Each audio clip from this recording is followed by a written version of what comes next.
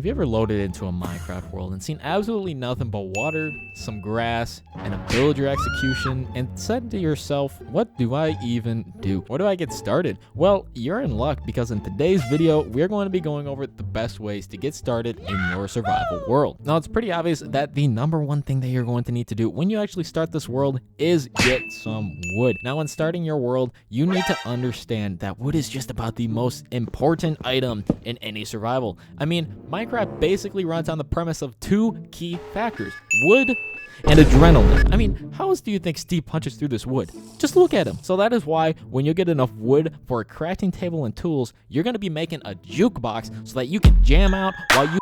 But in all honesty, you're going to be making a sword, pickaxe, and axe when you have enough wood. And if you are confused on how to craft them, just use the search bar in the top left of the inventory. By the way, don't leave your crafting table behind, because if you leave those behind enough, they start to add up and they actually get kind of expensive. Now, as far as I know, Minecraft makes it pretty simple and pretty self-explanatory.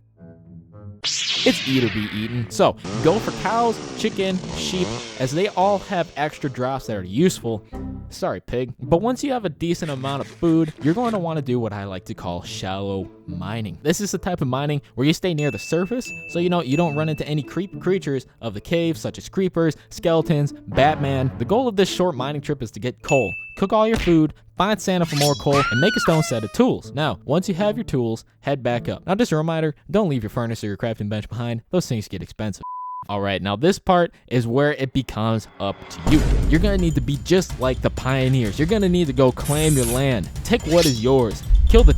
Once you find a suitable spot for a house, make a base. Make a little hole, hut, or even just leave everything out in the open, but light up the general area. I'd recommend making a double chest and just placing all your items inside of there and keeping what's only necessary. At this point, I'd also recommend getting enough wool for a bed, because it's most likely nearing nighttime, and you can go ahead and make this process a little bit easier by making some shears with just 2 iron. Alright, so now once you have located Alpha Base 1 and got your base set up, you're going to need to think about how you want this house to look. This is just a starter base, so, no worries. However, you can look up a build tutorial if you want, or you can do it yourself. Now, to get a generally good looking house, you're going to want to get some wood logs, some wood planks, cobblestones, and a little bit of Jesus.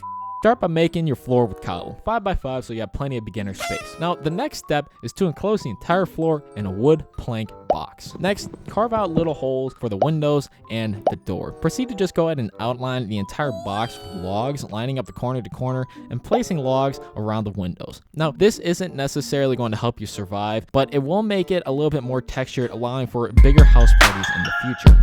Next, slap a roof of your liking on and bam, you got yourself a house. Now, you can either do 2 things when you get this new house. You can either move into your house, or you can rent it out for a little bit of extra income every month. FBI, open up!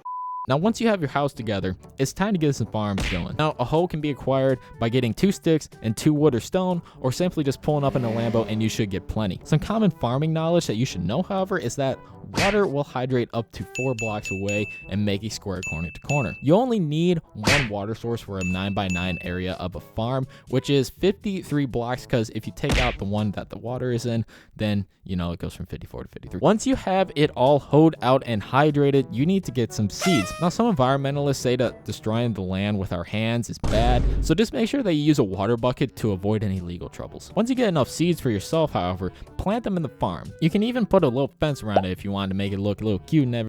However, now that you have a wheat farm going, you're going to want to go mining to allow time for it to grow. This mining trip is simple. Go for full iron gear. You will need to get 24 iron for your armor, 9 iron for your tools. Do not make an iron hoe. Your goal is to get 35 iron while trying your best not to get blown up by suicidal creepers. And if you find diamonds, then great. You can finally make a jukebox.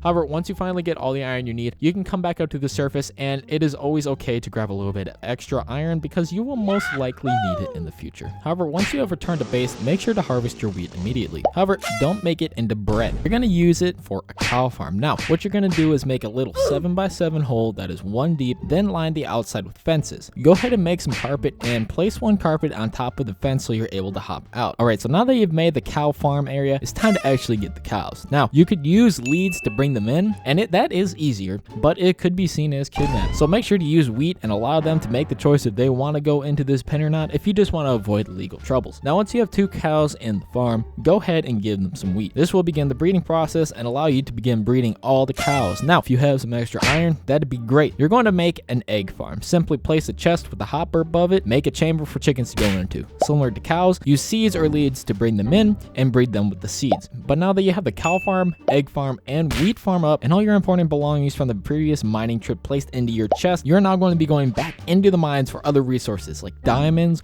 gold, redstone, the answer key to your math test. Your goal is to mine below layer 16, and this is where diamonds are. You can either go caving or branch mining. It is where you mine in straight lines until you either don't want to mine anymore or gravel decides to get in your way.